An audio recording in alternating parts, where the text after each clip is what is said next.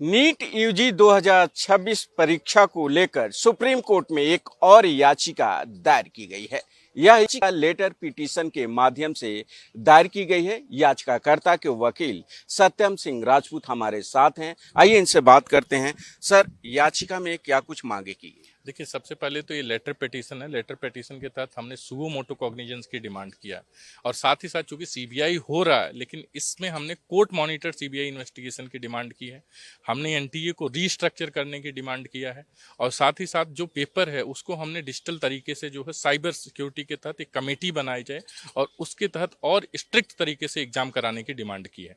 क्योंकि सबसे बड़ी बात अगर आप इसमें देखेंगे तो 2017 से जब से एनटीए आया है तो एनटीए का जो सोल पर्पज है वो लगातार इसलिए फेल हो रहा है क्योंकि सिर्फ नीट यूजी की ही परीक्षा नहीं, अगर आप चाहे एसएससी का देख लें, चाहे जेई का एग्जाम देख लें, चाहे आप जो है यूजीसी नेट का पिछले साल हुआ था उसका देख लें, लगातार जो है पेपर लीक के मामले लगातार हो रहे हैं और इससे सबसे ज़्यादा जो नुकसान हो रहा है वो एस्पिरेंट्स का हो रहा है, चाहे वो किसी के भी फील्ड के हों।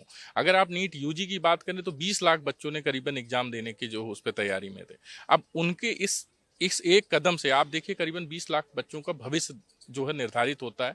मेंटली वो प्रिपेयर्ड होते हैं, कई सारी इकोनॉमिकली कई सारे बच्चे जो है यहाँ से राजस्थान, एमपी और जगह जगह जा करके जो तैयारी कर रहे हैं, तो इनके इस एक कदम से जो है नुकसान कितने भविष्य का है, कितने ऐसे बच्चे होते हैं जिनका अंतिम चांस होता है। हाँ, ये भी है, उसमें जो है कि अंतिम चांस होता है, उनका चांस चला जाना होता है, एज फैक्टर होता है, बहुत सारी चीजें होती हैं। इसमें हमें लगता है कि अब जो है एनटीयू को रीस्ट्रक्चर करने की बहुत ज्यादा जरूरत है। जब से एनटीए ने एग्जाम कंडक्ट करना शुरू किया तभी से उसको लेकर के सवाल उठने लगे। उसकी पारदर्शिता पर सवाल उठने लगे, विश्वसनीयता पर सवाल उठने लगे। सुप्रीम कोर्ट ने भी यहाँ तक सवाल उठाने लगा। तो क्या अब समय आ गया कि पूरी तरीके से उसे बदल दिया जाए? देखिए, एनटीए सवाल सर इसमें यह है कि एनटीए का पर्पज क्या था। एनटीए का पर्पज था कि जो पहले पेपर लीक होते थे, पहले जो जितनी घटनाएं होती थी उसको रोकना था।